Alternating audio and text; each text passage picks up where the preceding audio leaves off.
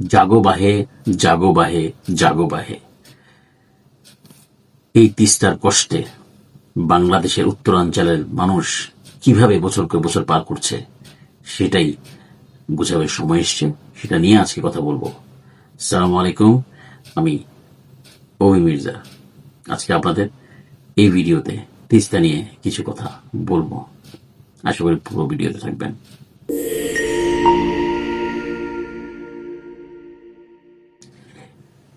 এবার পরিবর্তন আসবেই। কিভাবে? সরকার যে হোক না কেন পরিবর্তন আসবে, এ ব্যাপারে কোনো সন্দেহ নেই, শুধু সময়ের অপেক্ষা। পরিষ্কার, তারেক রহমান থেকে পরিষ্কার একটা মেসেজ এসেছে যে তিস্তার বিষয়টা সমাধান হবে। এই তিস্তা বাংলাদেশের অর্ধেক জনপদকে, বিস্তীর্ণ জনপদকে একটি নতুন সম্ভাবনা দেবে। বাংলাদেশে একটা বিশাল অংশ বা বিশাল একটা জায়গা যেখানে কোনো অর্থনীতি নেই, সেখানে অর্থনীতি শুধু চাষ করো, খাও আর ঘুমাও। অলস কিছু মানুষ তৈরি করা হয়েছে এখানে। চাষ করো, খাও ও ঘুমাও। বিশ্বের যে জায়গা বা অর্থনীতির যে প্যারামিটার, পুরো বাংলাদেশ যেখানে যাচ্ছে, আমি বিশ্বের কথা বাদ দিলাম, বাংলাদেশ যে জায়গায় আছে সেই জায়গায় পর্যন্ত এই অঞ্চলের মানুষ যায়নি। তবে এই অঞ্চলের সম্ভাবনাকে কাজে লাগিয়ে এই তিস্তা প্রকল্প হবে, এবং এটাই হচ্ছে যে আমাদের বাংলাদেশের প্রতিটি মানুষের আকাঙ্ক্ষা। একদম সহজভাবে যদি আমি বলি, এটা একটা বিশাল কূটনীতি। আজকে বাংলাদেশ শুধুমাত্র চায়নার সাথে এই প্রকল্প করার মাধ্যমে শুধু যে হুমকিগুলো আমাদের জন্য ছিল ভারতের পক্ষ থেকে, সেই হুমকিগুলো মোকাবেলায় আমরা সুযোগ তৈরি করতে পারবো। তারা তাদের হুমকি মোকাবেলায় সেখানে ঘাঁটি করছে, আমরা তো ঘাঁটি করছি না, আমরা আমাদেরকে প্রোটেক্ট করছি, আমাদের অর্থনীতিকে প্রোটেক্ট করছি। পানি নেই, মানুষ চাষাবাদ করতে পারছে না, সে জায়গায় অর্থনীতি অঞ্চল হবে, সেখানে নতুন শহর হবে, সেখানে প্রায় চট্টগ্রাম শহরের মতো আরেকটি বিশাল অংশ উদ্ধার হবে শুধু এই বাঁধ পরিকল্পনার মাধ্যমে। চিন্তা করা যায় আমাদের এই রাষ্ট্রের কত দুর্দশা। একটা অঞ্চল আছে 50 বছর আমরা কোনো সমাধান করতে পারিনি। আজকে সেই সমাধানের জায়গা থেকে আমরা চাইলে যে কোনো কিছু করতে পারি। এই অঞ্চল বা এই এরিয়াকে একদম সাজিয়ে গুছিয়ে রাখতে পারি। একদম একদম সোজা মাথায় আপনারা চিন্তা করে দেখেন, শুষ্ক সময় সেখানে পানি পাওয়া যায় না। শুষ্ক সময় সেখানে পানি পাওয়া যায় না কেন? তারা পানি দেয় না। আর বর্ষার সময় একদম ঢেলে দেয়, কারণ তাদের পানি দরকার নেই, আমাদের এখানে ছেড়ে দাও, আমরা ফেসে যাচ্ছি। তাহলে আমরা দুই অবস্থায় মারা যাচ্ছি। আমাদের মানুষ চাষাবাদ করতে পারছে না। তাহলে এই জায়গা থেকে আমাদেরকে করতে কি হবে? আমরা আমাদের স্বার্থ দেখব নাকি তাদের স্বার্থ? যে দেখে এসেছি 54 বছর নতজানো, সে নতজানো জায়গায় যদি যেয়ে থাকেন তবে আপনাদের কপালে দুঃখ রয়েছে। মাছ চাষ, marine drive, satellite city, 10 lakh লোকের কর্মসংস্থান, সেচ সুবিধা, বাঁধ 170 বর্গ কিলোমিটার, যেটা চট্টগ্রাম শহরের সমান, সেই জায়গাটা তৈরি হবে। সেখানে একটা বিশাল সম্ভাবনা, অর্থনৈতিক করিডোর তৈরি হবে। আপনি বুঝতে পারতেছেন 10 লক্ষ মানুষের যেই কর্মসংস্থান, 3 জন যোগ করেন, more than 3 crore people are being appointed for job. একবার চিন্তা করে দেখেন। এটা দেশের মানুষকে দেখানোর সময় প্রধানমন্ত্রী তারেক রহমান, প্রধানমন্ত্রী তারেক রহমান, আপনার এখন দেশের মানুষকে দেখানোর সময়। You are child of Begum Khaleda Zia, you are child of Ziaur Rahman.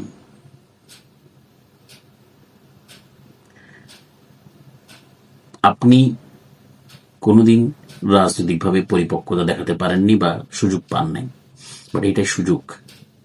যেভাবে হোক আপনি সুযোগটা পেয়েছেন, এই সুযোগটা দেখাতে হবে। এই অঞ্চলের মানুষকে সত্যিকার অর্থে কিছু দেখান, বাংলাদেশের মানুষ আপনার সাথে থাকবে।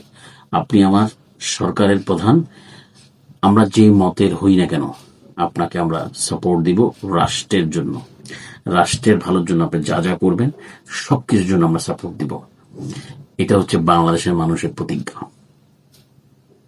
মমতা ব্যানার্জি চলে গেছে, যিনি কিনা বাধা ছিল প্রত্যেকবার, ফারাক্কা বলি বা যে কোনো বিষয় বলি, এই বিষয়ে বাধা দেওয়ার মূল কারিগর ছিল মমতা। চলে গেছে, লেটস সি ভারতের কোর্টে এখন বলটা, ভারত কি আসলে আমাদেরকে দেবে কিনা। এখন এখানে দুটো বিষয়, চায়না যদি এখানে কাজ করে সবচেয়ে বড় টেনশন হচ্ছে যে ভারত পানি দেবে কিনা, কারণ এই পরিকল্পনার জন্য সবচেয়ে বড় যে কাজটা হবে পানি, ভারতের থেকে পানি আনা এবং চায়নাকে দিয়ে এখানে কাজটা করানো। এখানে বিষয়টা হচ্ছে যে দুপাশে উইন উইন রাখতে হবে। এই উইন উইন সিচুয়েশন না রাখলে প্রকল্প হবে কিন্তু পানি না হলে বিপদ আছে। তাহলে আপনাকে রাজনীতিটা খেলতে হবে প্রপার ওয়েতে, এমন যেন না হয় চায়নার দিকে ঢলে গেলাম, ইন্ডিয়াকে ছেড়ে দিলাম। নো, ইন্ডিয়াকেও রাখতে হবে, চায়নাকে রাখতে হবে, দুটার মাঝখানে রেখে আপনাকে সামঞ্জস্য করে এই প্রকল্প বাস্তবায়ন করতে হবে।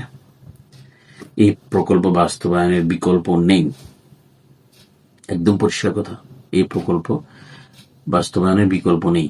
কিন্তু ভারত এখানে অনেক বাগড়া দিবে এতটুকু শিওর থাকেন। কিন্তু আমার একদম পরিষ্কার কথা, আমাদের মেরুদণ্ড সত্য থাকতে হবে। হাসিনা এই প্রকল্প ভারতকে দিতে চেয়েছিল, ভারত এই প্রকল্প করলে আমাদের সত্যিকার ফলাফল পাবে না, কারণ রক্ষক ভক্ষকের যে বিষয়টা আমরা বুঝি, সে ভক্ষক, সে যদি রক্ষকের দায়িত্ব পালন করে সে বিপদ আছে। চায়নাকে আমার লাগবে, চায়না এখানে দীর্ঘমেয়াদী লাগবে, আমার শেল্টারের জন্য হলো লাগবে, তাদের ধুমকির জন্য হলো লাগবে। Be careful. চায়নাকে ওরা ঢুকতে দেয় না শুধু একটা কারণেই, কারণ চায়নাকে ঢুকতে দিলে তাদের যে আকাঙ্ক্ষা, চায়না উপর একটু আঘাত আসলে তাদের উপর খালি হয়ে যাবে। তো চায়নার কোনো কোম্পানিকে এখানে ঢুকতে দেওয়া যায় না, এটাই হচ্ছে সবচেয়ে চরম বাস্তবতা। তাই আমরা আবারও বলতে চাই পরিষ্কারভাবে, এই তিস্তা প্রকল্প হচ্ছে এবং হবে। পররাষ্ট্রমন্ত্রী কিভাবে হয়েছে আমার এখন জানার দরকার নেই। পররাষ্ট্রমন্ত্রী চায়নায় গিয়ে এই বিষয়টা প্রধানমন্ত্রী তারেক রহমান গিয়ে কথা বলবে, এই বিষয়ে কিন্তু একটা পরিষ্কার মেসেজ দিয়েছে। বাট আমরা দেখতে চাই আপনি বলেছেন একটু সত্যিকার অর্থে হয় কিনা। ভারতের শত চাপের মধ্যেও যদি এটা করতে পারেন, বাংলাদেশের জনগণ আপনাকে মাথা নিয়ে নাচবে, কারণ বাংলাদেশের মানুষ সেই গাছটা দেখিয়েছে 2024 সালে। সো বাংলাদেশের মানুষকে এখন দমিয়ে রাখা এতটা সহজ হবে বলে আমার মনে না।